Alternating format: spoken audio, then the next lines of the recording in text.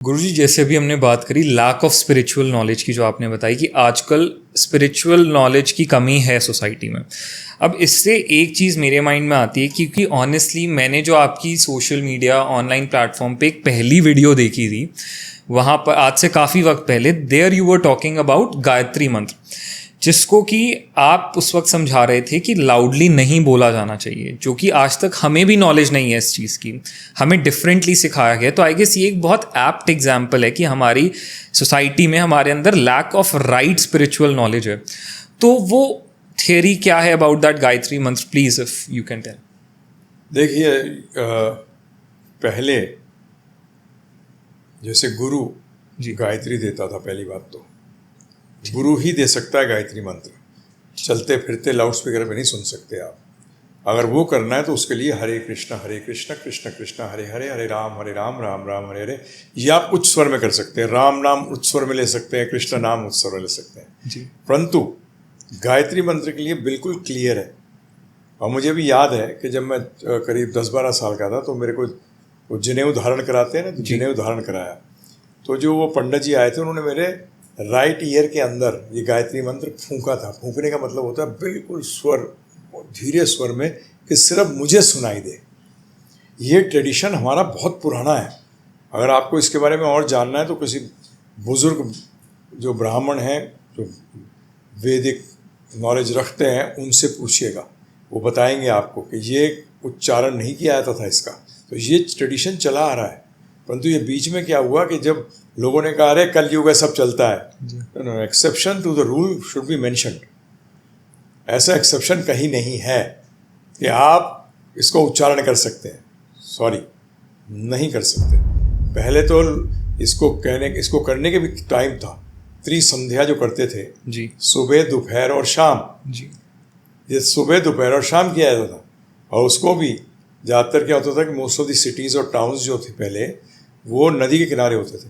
जी। तो सुबह, दोपहर और शाम नदी में खड़े होके जनेऊ पे, और एकदम ध्वनि बाहर ना निकले, इसका जप किया जाता था। तो आज भी पहली चीज़ ये गुरु के द्वारा कान में ही दिया जाना चाहिए। अपने रूल्स नहीं बनाने चाहिए लोगों को, उससे नेगेटिव होगा। क्या होगा? नेगेटिव होगा। तो ये शास्त्रों का है। ये पुराने ब्राह्मणों से बात करिए। आज तो पता लगा हम लोग जो चाहते हैं, अरे कलयुग है, सब चलता है। ऐसा नहीं है कि सब चलता है। ऊंचा करना है तो मैंने आपको मंत्र बताया, उसको उच्च स्वर में करिए। कौन मना कर रहा है आपको? खूब जोर जोर से करिए, उसमें कोई वो नहीं है। तो जो जिस चीज़ के लिए नियम बनाए गए हैं उसको मत तोड़िए। और ये नियम आई गेस एक राइट टीचर ही हमें समझा सकते हैं, जिसे खुद पूरी नॉलेज हो स्पिरिचुअलिटी। क्योंकि ये एक ऐसी चीज़ है गायत्री मंत्र को लेकर, तो हमें लगता है कि शायद हमारे बुजुर्गों को भी प्रॉपर इतना नहीं पता अभी। क्योंकि जिससे मैंने देखा है, लोगों के घरों की डोर बेल्स में लगी होती है गायत्री मंत्र, बेल बजाया और गायत्री मंत्र बजना चालू हो गया। लोगों के घर में सुबह सुबह स्पीकर पे लगा दिया जाता है। तो वो डेफिनेटली लैक ऑफ नॉलेज की वजह से ही है, क्योंकि राइट नॉलेज नहीं है। उसका एक कारण और है कि लोग लेजी हो गए। They don't want to give time to understand the right knowledge. देखिए, राइट चीज़ को के लिए टाइम देना पड़ेगा ना प्रभु जी। मार्केट में कितना, बताइए आप, कोई सोना है, आप कितना जान पहचान करते हैं पहले? अरे भाई, कौन सा सुनार अच्छा है, किसकी ज्वेलरी की दुकान सही है, आप कितना सोच समझ के फिर सोने को खरीदते हो, टाइम देते हो ना प्रभु जी। जी। तो परंतु यहाँ ये स्पिरिचुअलिटी के लिए गायत्री मंत्र को समझने के लिए कितना टाइम दिया? कितना टाइम दे रहे हैं लोग? No time. उसका कारण एक और है, क्योंकि इम्पोर्टेंस नहीं देते। अगर इम्पोर्टेंस देंगे तो टाइम देंगे, समझने की कोशिश करेंगे। परंतु ज़्यादा चीटर्स भी बैठे हैं। हम मना नहीं कर रहे, कलयुग में चीटर्स भी आएंगे, क्योंकि कलयुग अधर्म का युग है। तो अधर्म के लिए क्या चाहिए? People who are posing to be acharya but they are not, वही तो चीट कर सकता है प्रभु जी। एक आदमी बोल के आया मैं चोर हूँ, तो आप एकदम सावधान हो जाओगे। और एक आदमी बन के आया पुलिस वाला और फिर करे चोरी, प्रॉब्लम होगी। तो इसलिए तो ध्यान रखिए इस चीज़ का कि प्लीज़ गिव टाइम, समझिए। तो हम नहीं कह रहे कि आप एक्सेप्ट कर लीजिए जो हम कह रहे हैं, जानने की कोशिश करिए, जाइए, बात करिए।